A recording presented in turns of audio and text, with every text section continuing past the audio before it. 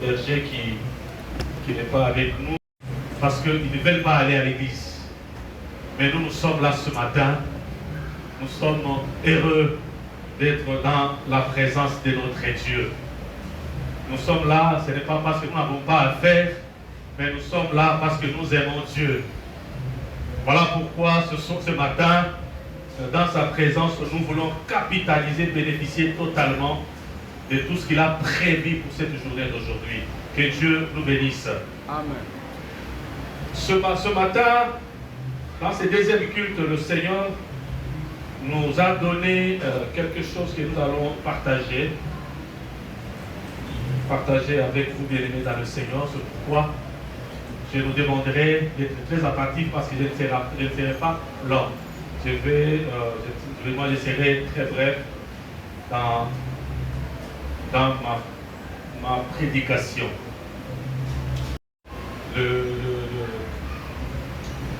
L'aspect du salut. Vous savez, bien aimés, nous sommes là, nous venons à l'église, nous prions, nous travaillons pour le Seigneur avec un objectif. L'objectif est qu'à la fin de notre course sur cette terre des hommes, que nous puissions rencontrer le Seigneur là au ciel. Amen. Amen. La Bible elle-même dit que nous sommes des passagers, nous sommes des pèlerins. Effectivement, nous sommes des passagers, nous sommes des pèlerins. Il y a beaucoup d'aspects qui résument cela. Il y a ceux-là qui sont ici, tout comme moi, qui les parents sont déjà partis, qui étaient vivants, aujourd'hui ils ne sont plus là.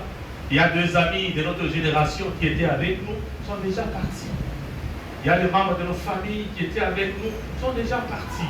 C'est pour dire tout simplement que nous sommes là pour peu de temps et nous allons quitter cette terre des hommes et un jour, nous allons rendre compte à ces dieux-là qui est notre patron. Ce matin, nous allons exploiter un thème que le Seigneur nous a inspiré, nous a donné. Peut-être que vous l'avez déjà entendu ailleurs, mais ce matin, le Seigneur veut nous parler peut-être autrement. Nous voulons parler de l'assurance du salut. C'est le thème que nous allons aborder, exploiter et analyser avec vous, l'assurance du salut. Voilà pourquoi même dans notre cantique, nous avions chanté ceci, que nous avons l'assurance de notre salut par la présence de notre Seigneur. Amen. Amen. Oui, bien aimé dans le Seigneur, le salut n'est possible que quand il y a la présence de Jésus et Dieu dans ta vie. Amen. Voilà pourquoi ce matin, nous voulons quand même parler de cette assurance, de ce salut-là, que nous devons préserver, que nous devons rechercher et préserver jusqu'à ce que le Seigneur viendra pour prendre son Église, pour venir nous prendre. Et la mort peut intervenir à tout moment. Et comme je l'ai toujours dit dans mes interventions, que la mort n'a pas d'âge. La mort peut prendre un enfant, un bébé, elle peut prendre un jeune, peut prendre un vieux, tout comme peut prendre n'importe qui. La mort n'a pas besoin de grade, de titre. La mort prend tout le monde. Alors bien aimés, nous en tant qu'enfants de Dieu, nous devons, n'est-ce pas, être prêts chaque jour. Parce qu'on ne connaît ni l'heure, ni le jour où nous allons quitter cette terre des hommes.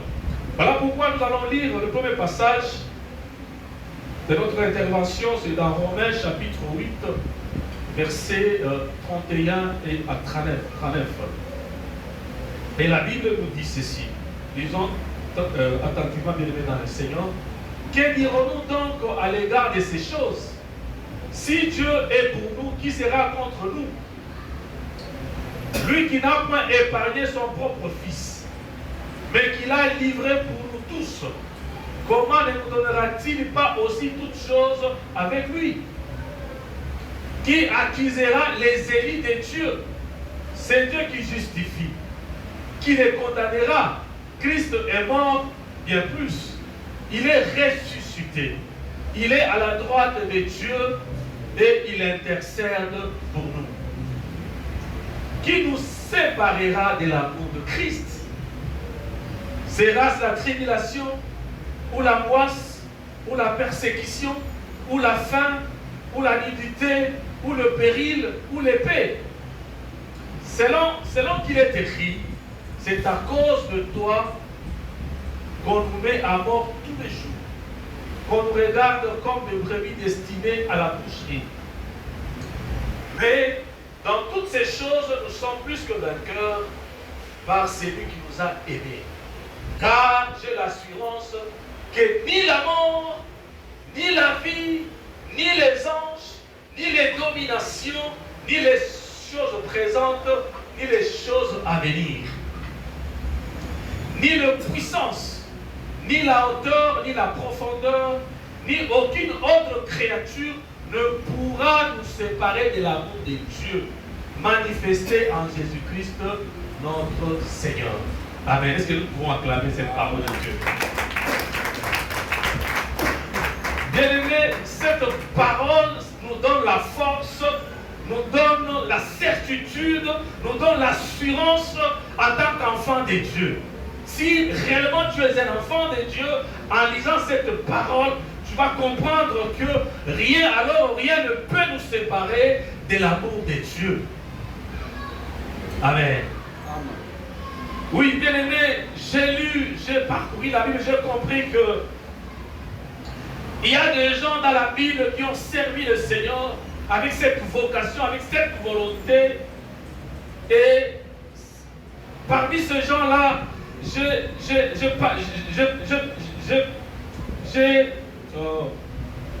prie seulement une seule personne.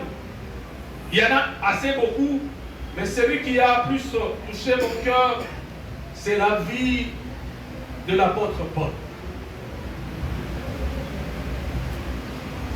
C'est la vie de l'apôtre Paul. Quand vous regardez la vie de cet homme de Dieu, nous connaissons bien son histoire. Comment il persécutait les enfants de Dieu, comment il a rencontré le Seigneur Jésus-Christ sur son chemin, et comment il a accepté Jésus-Christ, comment il a travaillé jusqu'à ce que il a accompli des grandes choses avec le Seigneur. Amen. Amen. Et cet homme m'a beaucoup inspiré par sa façon de travailler et sa façon de voir le salut. Alors, aucun chrétien n'a jamais affirmé la certitude du salut avec autant d'assurance que l'apôtre Paul. Comment ça? Vous allez voir que même les disciples qui étaient avec Jésus-Christ n'ont pas fait de grandes choses comme Paul l'a fait. Paul, il a rencontré Jésus-Christ sur son chemin. Il a intériorisé Jésus-Christ en lui. Donc, il a pris la vie de Jésus, il a fait de cette vie sa vie. Et quand Paul, la Bible dit dans beaucoup de passages dans la Bible, vous allez voir que Paul s'est distingué de beaucoup de serviteurs par sa façon de travailler. Alors, et quand vous regardez, quand il parle, Paul, quand il parle, même ici quand il arrête de parler, vous allez voir qu'il a un sentiment qui l'animait, n'est-ce pas? C'est un sentiment vraiment d'amour envers Jésus-Christ. C'est quelqu'un qui a compris Jésus-Christ et il vit Jésus-Christ en lui.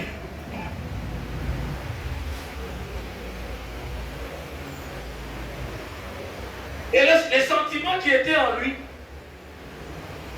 n'étaient pas d'une manière passagère. Non, c'est un sentiment qui est stable. C'est un sentiment qui est permanent. C'est-à-dire, c'est quelqu'un, aujourd'hui tu le vois, il est toujours là aujourd'hui, la même personne demeure la même personne. Ce n'est pas quelqu'un qui changeait à tout moment. Aujourd'hui, il est comme ça, aujourd'hui, il change. Non, Paul, quand il a accepté Jésus-Christ dans sa vie, quand il a accepté de marcher avec Jésus-Christ, sa vie a changé. Amen. Amen. Lui, il a expérimenté cet adage de la Bible qui dit, quand on devient une nouvelle créature, les choses anciennes sont passées. Alors, il est devenu une nouvelle créature. Il a fondé toute sa vie sur Jésus-Christ. Et il a tout laissé, il a compris que sa vie, c'est Jésus-Christ.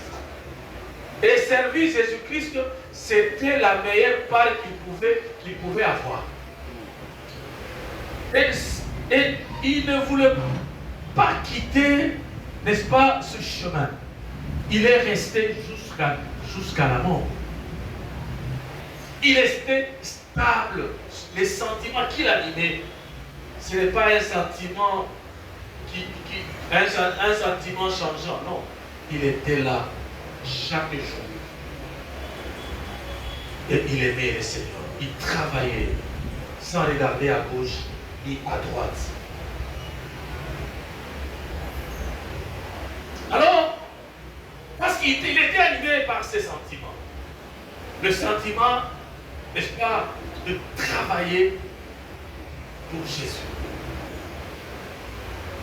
Il avait cette assurance. Amen. Il avait cette assurance que là où je suis maintenant, c'est la meilleure part. Et parce que j'ai Jésus-Christ à moi, j'ai le salut. Et pour protéger ce salut-là, la Bible dit, Paul, il a dit ici, aucune chose ne peut le séparer de cet amour qu'il a envers Jésus. Amen. Amen. On a énuméré ici, si on peut aller au verset 37. Mais dans toutes ces choses, nous sommes plus que vainqueurs par celui qui nous a aimés. Car j'ai l'assurance que ni la mort, ni la vie, c'est-à-dire même la mort, même la vie, ne peut le séparer de Jésus. Il voyait tout. Même si je mourrais aujourd'hui, moi, j'ai ma part. Moi, j'ai ma place. Il n'avait pas autre chose dans sa tête. Lui, c'est le salut était là permanent pour lui. À tout moment, s'il pouvait mourir, il a sa place là au ciel. La vie en question ne peut pas... La Bible, quand vous lisez la Bible, vous allez comprendre la vie de Paul. Il ne se souciait plus de la vie. Ni les anges, ni les dominations, ni les choses présentes, ni les choses à venir. 39. Verset 39. Ni la puissance, ni la hauteur, ni la profondeur, ni aucune autre créature. Vraiment, même ni ma femme, ni mes enfants, ni ma mère, ni mon père, ni qui que ce soit, donc rien ne peut me séparer. Ce n'est pas les moutons que j'ai dans ma ferme, ce n'est pas le bien que j'ai dans ma ferme qui peut me séparer de Dieu. Lui n'avait pas ça dans sa tête. Lui, son problème, c'était Jésus et son salut était assuré. Amen. Amen. Alors, bien aimé, quand vous regardez cet homme, c'est comme ça qu'il a vécu. C'est comme ça qu'il a vécu sa vie sur cette terre des hommes. Et ce matin, qu'est-ce que moi je peux nous exhorter? Nous pouvons nous exhorter ce matin de suivre cet exemple de cet homme. Paul, c'est vraiment un exemple à suivre. Bien aimé, j'étais en train de réfléchir, comme l'apôtre Paul l'a dit ici, dans les Romains. J'ai dit, quand je réfléchis seulement, je regarde cette année ici, Je ne sais pas de votre côté, moi personnellement, j'ai perdu beaucoup d'amis. Je peux en compter même 5, 10, bien 7, des amis, des petits frères dans des quartiers là où nous avons vécu. Et tout ce monde-là sont partis avec la mort. Ils sont partis. Alors quand je réfléchis par rapport à ça, je me dis, oh, à quoi sert cette vie ici? Mais en fin de compte, nous allons partir et laisser toutes ces choses-là. Je crois que c'est ce qui a fait que notre bien-aimé Paul a compris. Il a compris, il dit non. Le temps que j'ai sur cette terre, le temps est court. Mais le temps que nous allons passer là au ciel, c'est l'éternité. Alors, il a pris la décision, n'est-ce pas, de s'investir, de se donner totalement au Seigneur et d'engager toute sa vie pour qu'il ne puisse pas rater l'éternité. Amen. Alors pour Paul, cette assurance était fondée sur un double fondement.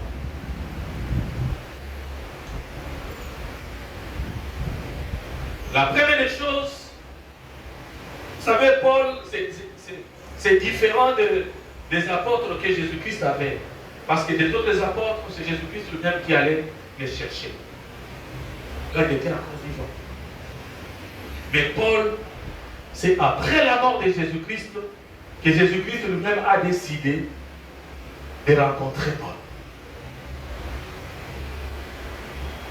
Alors Paul a décidé, n'est-ce pas, de travailler pour Jésus. Et vraiment bien travailler pour Jésus. Parce que s'il y a des disciples de Jésus qu'il faut couronner, s'il y a 3 ou bien 2, le nom de Paul ne manquera pas. Alors la première de fondement sur la décision de Paul de s'attacher à Dieu, la première de fondement, c'était, elle reposait sur l'idée de la toute-puissance de Dieu. Amen. Parce que Paul regardait que la puissance de Dieu n'était pas comparable à autre chose. La puissance de Dieu était unique et incontournable. Parce que Dieu, aucun autre nom n'est puissant que le nom de Dieu et le nom de Jésus. Aucune armée sur la terre n'est plus forte que Dieu, notre Dieu. Je vais vous prouver. Et le deuxième fondement, c'était sur la volonté rédemptrice de Dieu. La volonté rédemptrice de Dieu. Pourquoi la volonté rédemptrice de Dieu? Parce que lui-même, Paul, a expérimenté, n'est-ce pas? Il a rencontré le Seigneur Jésus-Christ après sa mort. Et la Bible nous dit, Dieu nous a donné son Fils unique. Dieu l'a sacrifié jusqu'à la mort. Pour que aujourd'hui nous puissions parler de Paul, pour que aujourd'hui nous puissions, n'est-ce pas, partager la parole de Dieu. Parce que Dieu, dans son amour, il a livré son propre Fils pour que aujourd'hui nous pouvons être ici et déclarer que nous sommes des enfants de Dieu. Ce n'est pas Jésus-Christ que nous sommes enfants de Dieu. Il n'a pas épargné son propre Fils. Il a livré à la mort pour que moi et toi soyons sauvés. Amen. Alors, le premier fondement est reposé sur la puissance de Dieu. Et quand j'étais en train de réfléchir de la puissance de Dieu, je suis allé, en parcourant la Bible, je suis allé jusqu'à l'Ancien Testament, là où j'ai trouvé une histoire du prophète Élisée dans 2 Rois chapitre 6, versets 8 à 23, pour expliquer un peu la puissance de Dieu. Si on peut nous afficher ça rapidement, et la Bible dit ceci. Le roi de Syrie était en guerre avec Israël. Le roi d'Israël leur fit servir un grand repas et ils mangèrent et buvaient et purent. Puis il les envoya et ils s'en allèrent vers leur maître et les troupes des Syriens ne revenaient plus vers le territoire d'Israël. Amen. Amen. Bien aimé, ici je voulais tout simplement nous faire voir la toute puissance de notre Dieu. Quand tu crois réellement à ces dieux-là, quand tu marches réellement avec ces dieux-là, quand ton assurance de ton salut est fondée sur ces dieux-là, il y a des choses comme ça qui vont se réaliser dans ta vie. Ici, c'est l'histoire du prophète Élisée. Élisée, c'était un prophète à Israël que le roi respectait beaucoup. Alors Élisée travaillait pour le Seigneur avec ses serviteurs, parce qu'il avait des serviteurs. La Bible nous dit très bien que entre eux-mêmes, l'armée syrienne commençait à se disputer, mais qui d'entre nous est traître? Qui amène les informations à Israël? Alors parmi eux, il y a un soldat qui a dit au roi, non, il y a quelqu'un, il y a même le païen reconnaissent la force qui est à nous à cause de Dieu. C'est un soldat qui dit au roi, il y a un certain Élisée qui est en Israël, mon roi. Même si tu es dans ta chambre, tu parles en train de décider. Lui en Israël, il écoute ce que tu dis dans ta propre chambre. Et il amène ça. Amen. Ça, il n'y a que Dieu qui peut faire des choses comme ça dans notre vie. Amen. Alors le roi était étonné, il dit, cherchez-moi cet homme-là. Voilà pourquoi l'armée syrienne est allée entourer la ville où était l'homme de Dieu. Premièrement, l'homme de Dieu n'était pas inquiet parce qu'il savait là où il s'est reposé. Sa foi était reposée en ces dieux-là qui ne changent pas, et ces dieux-là qui est tout puissant. La Bible dit, c'est son serviteur qui est allé dehors. Quand il est sorti, il a vu que la ville était entourée de chars, de chevaux, et il avait peur. Alléluia. Alors, la Bible dit, quand le serviteur est allé voir Élisée, la Bible dit, quand vous regardez, la Bible, Élisée n'a pas paniqué. Et la réponse d'Élisée, c'est comme s'il avait déjà vu qu'ils étaient déjà entourés par une armée. Et il était tranquille parce qu'il savait où était sa force. Amen. Alors, Élisée a répondu, il était dans la maison. Il a répondu à son serviteur, sois calme. Sois calme. Même si nous sommes entourés par une armée, mais nous sommes plus forts que cette armée. Et la Bible dit, Élisée a prié, il a demandé à Dieu d'ouvrir les yeux de son serviteur. Et c'est ce que Dieu a fait. Quand Dieu a ouvert les yeux. Mais nous avons les yeux, non? Mais Dieu a ouvert encore les yeux. Amen. Ah, il y a des yeux spirituels aussi. C'est cette dimension que nous voulons atteindre. Il y a des choses que d'autres personnes ne voient pas, mais toi tu le vois. Amen. Et c'est possible, ma soeur, c'est possible avec le Seigneur. La seule chose, c'est la discipline. C'est la consécration. Et nous verrons toutes ces choses s'accomplir dans notre vie. Alors, Dieu a ouvert les yeux du serviteur. Le serviteur, quand il a ouvert ses yeux, il a regardé autour d'eux. Il y avait une armée très puissante, 100 fois plus que même cette armée qui était tout autour d'eux. Amen. C'est à ce moment-là que le serviteur d'Élisée s'est réjoui. Il a compris que leur Dieu était plus fort que les dieux des Syriens. Amen. Et quand vous allez vers la suite, vous allez comprendre que tellement qu'il était très posé, l'homme de Dieu, il a même aveuglé cette armée-là. Dieu est merveilleux. Dieu est merveilleux. Les militaires qui étaient là, l'homme de Dieu a prié seulement, a dit seulement quelques mots à Dieu. Il n'a pas fait de veillée de prière. Il n'a pas fait de marathon de prière. Il n'a même pas gêné. Il a dit seulement 2 mots.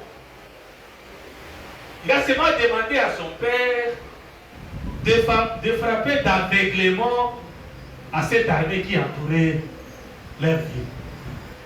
Et Dieu l'a fait. Dieu n'a pas hésité. Vous voyez bien aimé dans le Seigneur.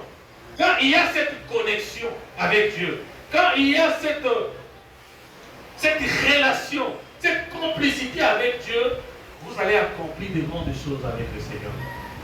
Amen. La seule chose que le Seigneur nous demande, c'est la discipline. C'est la consécration. C'est l'intégrité.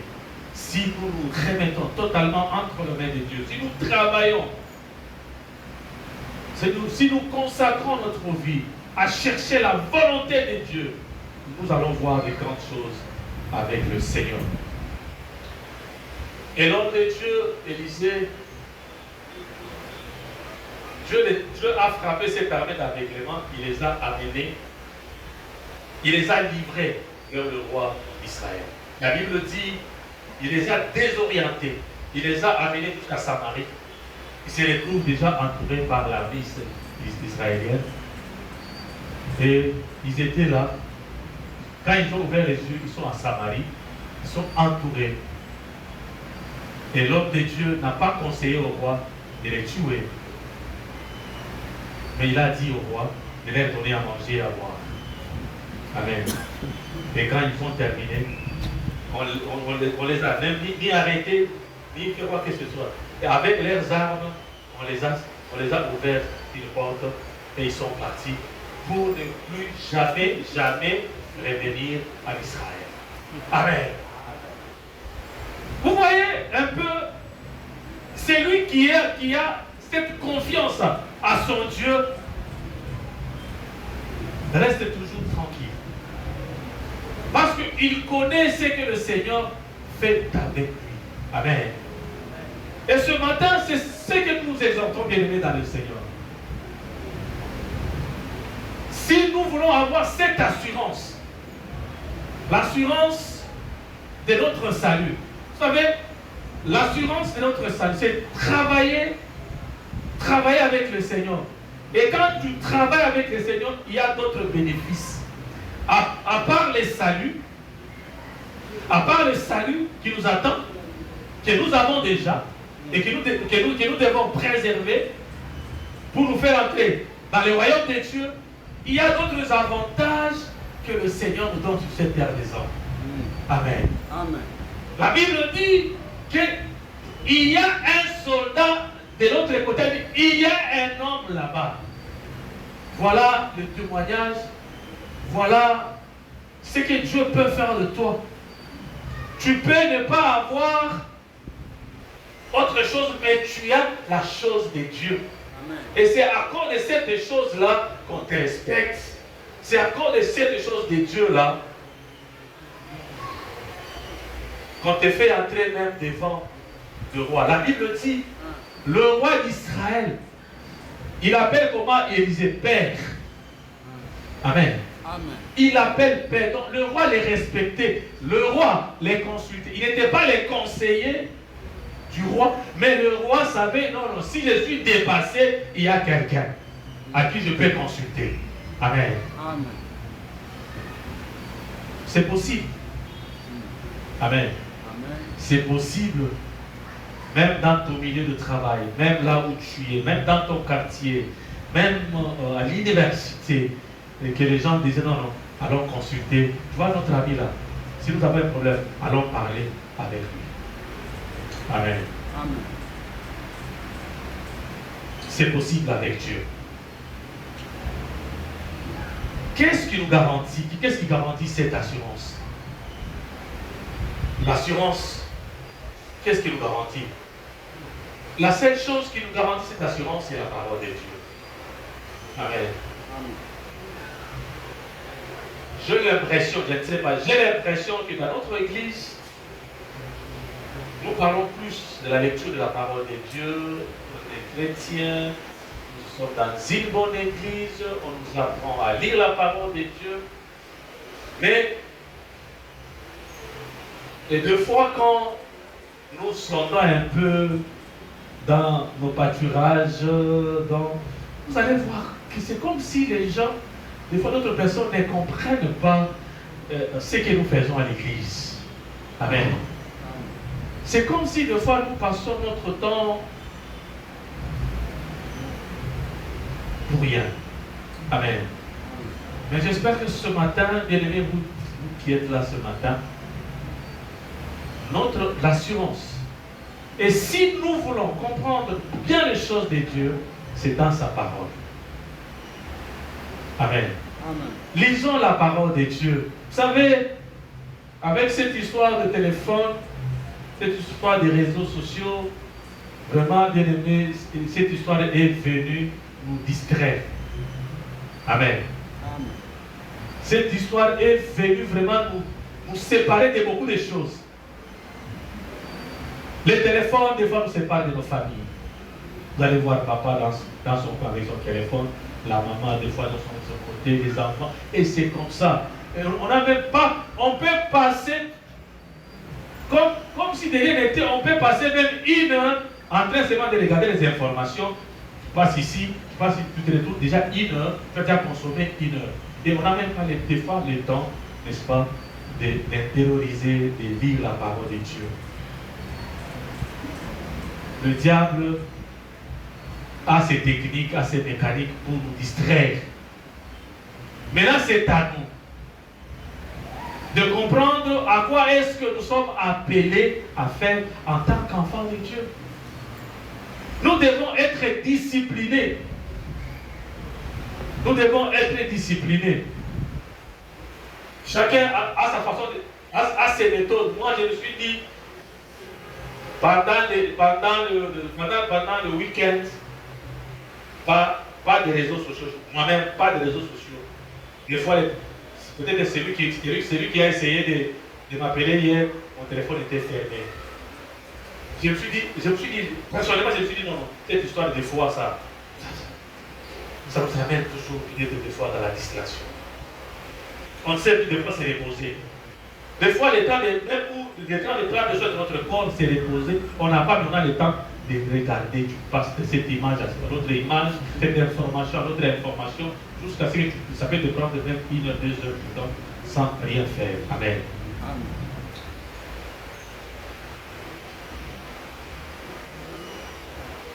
La parole de Dieu nous garantit cette assurance.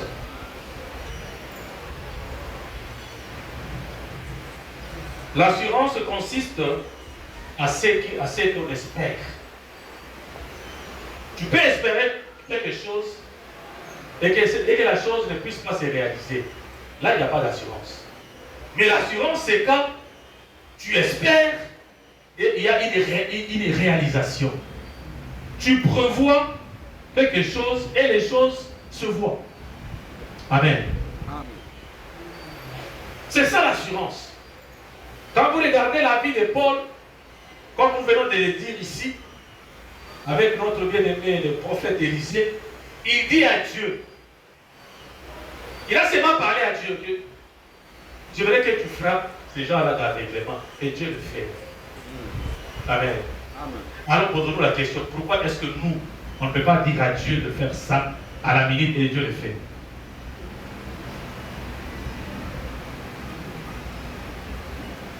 Ce sont des questions que nous pouvons nous poser en tant qu'enfants de Dieu. Et ce sont des questions comme ça qui peuvent nous aider, n'est-ce pas, à entrer encore davantage en profondeur avec Dieu.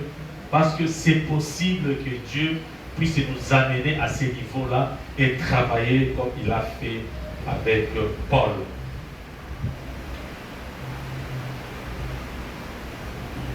Le salut, le deuxième point, nous allons parler de la volonté rédemptrice de Dieu.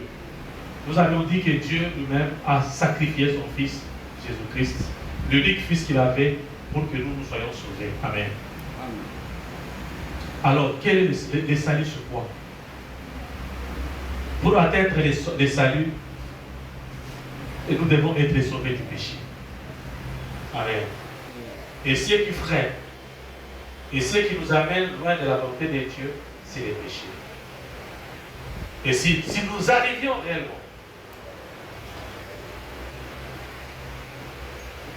à faire l'effort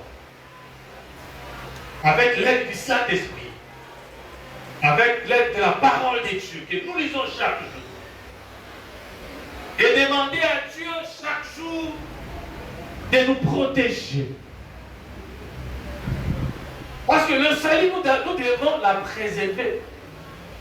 N'est-ce pas? C'est la chose que nous devons, c'est la chose la plus meilleure que nous devons préserver. Chaque jour. C'est-à-dire, quand tu te réveilles le matin, dès que tu fais descendre tes pieds du lit, pense déjà à ton salut. Comment la préserver? Comment préserver ce salut-là tout au long de cette journée-là? Amen. Si on a cette pensée chaque jour, j'espère que le Saint-Esprit nous aidera, nous épargnera à tomber dans le péché. Et prions la grâce de Dieu, le Saint-Esprit, va nous aider. Pour atteindre le salut, nous devons être sauvés du péché et ensuite aller au ciel. Ce sont par le moyen de la foi, pas le moyen de la loi. La loi, c'est la parole de Dieu, par la grâce et par l'Esprit de Dieu. Chaque jour, la parole de Dieu. Ce n'est pas pour rien qu'on nous dit de méditer la parole de Dieu chaque jour le matin. Ou bien partout nous pouvons méditer la parole de Dieu. Si nous méditons la parole de Dieu, cela nous évitera à tomber dans le péché. Parce que Dieu nous parle au travers de sa parole. Oui, nous sommes sauvés par la grâce. Oui, nous avons la grâce de Dieu. Mais soyons remplis du Saint-Esprit chaque jour. Jésus-Christ dit, moi je m'en vais, je vous enverrai les consolateurs. Le consolateur est là. Il est là chaque jour. Qu'il soit notre compagnon de chaque jour. Qu'il marche avec nous, qu'il nous dirige en toutes les choses. Et nous vivons une vie de sainteté. Le salut n'est pas seulement, n'est pas uniquement à venir, mais le salut, c'est aujourd'hui. Le salut est accessible aujourd'hui et maintenant. Parce que demain ne nous appartient pas. Demain, c'est pour Dieu. Bien-aimés, nous nous exhortons ce matin. Peut-être nous avions oublié ça. Peut-être nous sommes un peu éloignés de Dieu. Mais ce matin, par cette exhortation, et moi-même qui vous parle, et vous-même qui m'écoutez, que nous puissions intérioriser cela et réfléchir bien par rapport à notre vie. Parce que le salut, c'est maintenant. Et le salut que quand nous l'avons, protégeons ce salut-là. Protégeons ça chaque jour. Je sais que le diable est en train de multiplier des stratégies, beaucoup de stratégies pour nous amener loin de la face de Dieu. Mais nous, bien-aimés dans le Seigneur, notre salut, notre assurance doit être stable et permanent. Et nous devons dominer ces mondes. Le monde ne doit pas nous dominer en tant qu'enfants de Dieu. Mais nous devons dominer sur le monde de tous ceux qui s'y trouvent. Pour terminer, bien-aimés dans le Seigneur, parce que nous avons de temps, pour terminer, Nous allons lire Proverbes, je saute Proverbes chapitre 10, verset 9, rapidement. Celui qui marche dans l'intégrité marche avec assurance. L'intégrité, ça résume beaucoup de choses. Paul a marché dans l'intégrité et voilà, il a accompli de grandes choses avec le Seigneur. Le prophète Élisée que nous parlons ici, c'est à cause de l'intégrité qu'il pouvait dire à Dieu de faire quelque chose et Dieu le réalise directement. Celui qui marche dans l'intégrité marche avec l'assurance. Mais celui qui prend de voies tortueuses sera découvert. Pour terminer, pour Proverbes chapitre 1, verset 33, rapidement. Mais celui qui m'écoute reposera avec assurance. Il vivra tranquillement sans craindre aucun mal. Amen. Amen. Le prophète Élisée, il avait l'assurance, il n'avait pas peur d'aucune chose. Il savait que, lui-même savait que quand je suis là, je suis entouré d'une armée céleste. Alors il n'avait pas peur de l'armée de ses mondes. Amen. Amen. Et si nous marchons avec cette assurance, que moi, je suis un enfant de Dieu, moi je préserve mon salut, moi je veux voir le Seigneur ce jour-là, je fais la volonté de Dieu chaque jour. Mon assurance c'est en Dieu. Amen.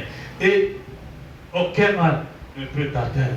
Amen. Amen. Tu peux avoir l'assurance auto, tu peux avoir l'assurance maladie, tu peux avoir l'assurance, quoi encore, santé.